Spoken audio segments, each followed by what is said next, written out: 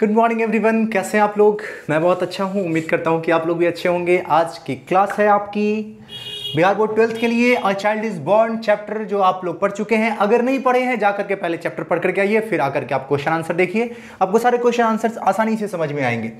चलिए देखिए, पहला क्वेश्चन है, how are the ways of managing child birth in traditional society useful.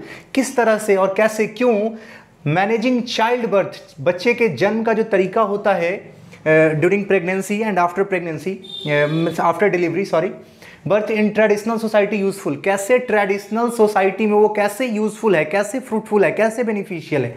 तो देखिए, आप आंसर लिखेंगे, सबसे पहले लिखेंगे the method of child birth in traditional society is culturally and collectively accepted, and the most important part is the woman who is pregnant and is going to give birth to a child is very much stress free, and she is taken care by all the family members, society and her husband also.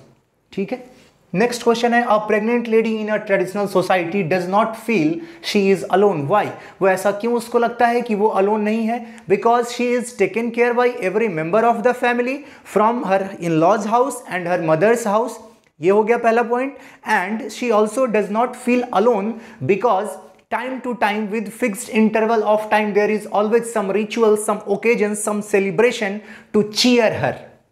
चल, What is the superstition regarding not acquiring? क्या superstition है, क्या अंधविश्वास है। Superstition गलत विश्वास इसको कहते हैं, हम मान के चलते हैं। Superstition regarding not acquiring new clothes for baby before birth. बच्चे के जन्म से पहले, मैंने बताया था चैप्टर में आपको कि बच्चे के जन्म से पहले कोई चीज उसके लिए खरीदना हम क्या मानते हैं, अशुभ मानते हैं। ठीक है, तो आप आंसर लिखोगे the superstition regarding not acquiring new clothes for baby before birth is that it is misfortune, ये बुरा चीज हो जाएगा, misfortune and bad luck for the coming baby, उस बच्चे के लिए बुरा होगा।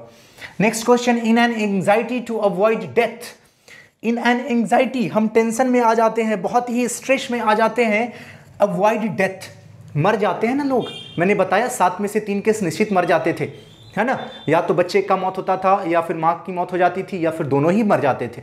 तो उस टेंशन से दूर भागने के लिए we may have destroyed the significance of experience. What is that experience, what is that experience. बच्चे सुनो, पहले समझो इस बात को, वो क्या सिग्निफिकेंस की बात हो रही है, किस एक्सपीरियंस की बात हो रही है। तो मौत के डर से हम लोग भाग रहे हैं, क्या चीज की तरफ, मेडिसिन की तरफ, बोलो हाँ या ना, हॉस्पिटल्स की तरफ, बिल्कुल, साइंस की तरफ, बिल्कुल। उस चक्कर में हम क्या चीज को भूल रहे हैं, तो एक्सपीरियंस के महत्व को भूल रहे हैं, इंपॉर्टेंस ऑफ एक्सपीरियंस। जो औरतें मैंने बताया था बुरी औरत होती हैं, वो सबसे बुरी औरत है, 90 साल उम्र है उनका, तो जाहिर सी बात है वो लगभग 25-30 साल से बच्चे का जन्म करा रही हैं। अभी तो नए नए डॉक्टर आते हैं, 4-5 साल की प्रैक्टिस होती है, ये धड़ाधड़ बच्चे का जन्म करा देते हैं, इवन सिजेरियन चीट फाड़ करके। तो हमने इस चक्कर में, मौत के डर से भागने के चक्कर में, हमने जो एक्सपीरियंस था उन बूढ़ी महिलाओं का जिनका 30 साल 40 साल 50 साल का एक्सपीरियंस है बच्चे का जन्म कराने का, उसको तो हम लोगों ने क्या कर दिया, कहीं सबमर्ज कर दिया ना, उसको तो कहीं सबड्यूट कर दिया। उसको ध्यान से देखो आप, तो आंसर क्या लिखेंगे, what is that, sorry, in an anxiety to avoid death we may have destroyed the significance. What is that experience, we are talking about the experience of the oldest lady of our society who used to help or who used to be there for childbirth without any medicine, without any hospital or without any scientific equipment. Got it? Next, what is the truism of anthropology that author talks about? The author talks about 2 truism of anthropology. Anthropology के 2 truism के बारे में author ने बात की, आप लिखोगे, ठीक है।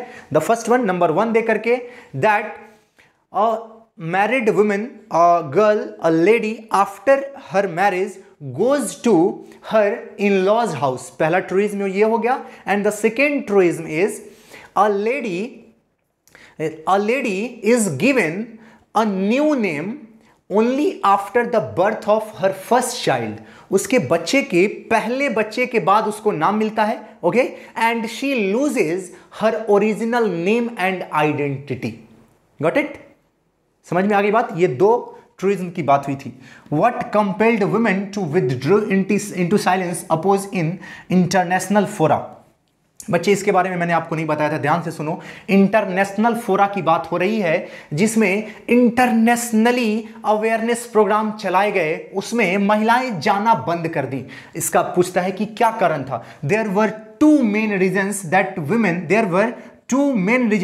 Women withdrew into silent oppose in international fora, and they were first, the language used, ध्यान से सुनेंगे आप, the language used were hardly understood by the women there। जो लैंग्वेज इस्तेमाल किया जाता था वो शायद ही उन लोगों को समझ में आती थी। And the second part which is most important part, आप क्या लिखोगे 2 दे करके, कि they were tired of listening the same thing again and again। एक ही बात बार बार सुन करके वो पक चुकी थी वैसे भी, इसलिए जाना बंद कर दी वो। ठीक है, next, why did Sudanese women officials, अब देखो ये ऑफिशियल्स हैं, मतलब ऑफिसर्स की बात हो रही है, stop going to international conferences. अब इंटरनेशनल कॉन्फ्रेंसेज जो होते थे उसमें ये सुडानी वुमेन जो ऑफिशियल जो हेड होती थी वो लोग जाना बंद कर दी। क्यों? Reason, they thought it as source of entertainment and having party there। सिर्फ एंटरटेनमेंट का साधन बन चुका था। that made them stop going to international conferences, and they understood that it was no more beneficial, no more fruitful, no more useful। समझ में आ गया होगा आपको? हाँ सर समझ में आ गया। Next question, what is the reward of pregnancy for a young Sylheti women. एक यंग सिलहेटी वुमेन जो को क्या रिवार्ड मिलता था प्रेगनेंसी का, या फिर आप इसको ऐसे भी लिख सकते हैं question, where did Sylheti women go during last phase of pregnancy. Pregnancy के लास्ट फेज में औरतें कहाँ जाती हैं? तो आप क्या कहोगे? During last phase of pregnancy Sylheti women are rewarded, they are considered very much lucky to have mother and father, means parents, they are considered very much lucky to have parents alive, जिंदा हैं इसलिए उनको lucky माना जाता है। because before delivery, means during last phase of pregnancy they go to their mother's house। वो कहाँ चली जाती हैं? अपने माँ के घर चली जाती हैं। next, how are the children of joint family in Bangladesh taken care? how are the children of joint family in Bangladesh taken care. Bangladesh के ज्वाइंट फैमिली में बच्चों की कैसे परवरिश होती है, कैसे देखभाल की जाती है, मैंने आपको बताया। One of the daughter in laws, बहुएं होती है ना बहुत सारी, उनको क्या कहते हैं? Daughter in law. One of the daughter in laws take all the children, सारे बच्चों को लेती है, एंड इवन इंक्लूडिंग बेबीज, छोटे छोटे जो बच्चे होते हैं उनको भी, टेक देम टू बाथ, उनको जाकर के नहला देती हैं। The another takes them for food, एक दूसरी को खाना खिला देती है। The next or any other one makes them ready, उनको तैयार कर देती है। And one of them takes them to bed, उनको क्या करती है? जाकर के सुला देती हैं। इस तरीके से उनकी परवरिश होती है। उसके बाद है worst impact of western medicine. सवाल उठता है कि व्हाट, इसको क्वेश्चन पूरा नहीं हुआ, क्वेश्चन आप ऐसे लिखोगे, what were the worst impacts, what were the worst impacts of Western medicines in our society? तो आप लिखोगे the worst impact is the people are bearing the arrogance of doctors की सुननी पड़ती है। हमारे समाज में क्या होता है? अपनापन होता है बहुत ज़्यादा, तो उसमें सुनने उनने वाली बात नहीं होती है। जो बूढ़ी महिला आती हैं वो एकदम अपनी बेटी की तरह ख्याल रखती हैं। तो we have to tolerate the arrogance of the doctor। and the second most important part is what is the bad impact। second most important part is, दूसरा most important part क्या है इसका? bad impact क्या है कि the medicines are very much costly that the poor people cannot afford it। और आप तो जानते हैं कि तादाद गरीबों की ही है, अमीरों की तादाद है नहीं। ज़्यादा लोग गरीब ही होते हैं, अमीर लोग कम होते हैं, ये तो जानते ही हैं आप। तो मैक्सिमम लोगों के द्वारा वो अफोर्डेबल नहीं होता है। This is the bad impact. अब हम लोग बात करेंगे इसके कुछ ऑब्जेक्टिव क्वेश्चंस की। तो ऑब्जेक्टिव क्वेश्चंस जितना मैं पढ़ाया हूं आपको उसके बाहर का एक भी नहीं होगा। तो जितना मैं पढ़ाया हूं पिछले लेक्चर में, जितना मैं कराया हूं अभी इस क्वेश्चन आंसर में, अगर इसको आप ध्यान से सुने होगे तो ऑब्जेक्टिव के सारे क्वेश्चंस हो जाएंगे। हालांकि मैं बाद में आपको फिर पीडीएफ वगैरह प्रोवाइड करा दूंगा जिसमें कि आपको सारे क्वेश्चन आंसर्स ऑब्जेक्टिव भी मिल जाएंगे। Okay, thank you class. बच्चे एक और सबसे जरूरी बात, अगर आप लोगों ने वीडियो को लाइक नहीं किया है, शेयर नहीं किया है तो लाइक शेयर कर दो, और बेनिफिशियल है आपके लिए चैनल तो उसको सब्सक्राइब भी कर लो। ओके, थैंक यू, जय हिंद।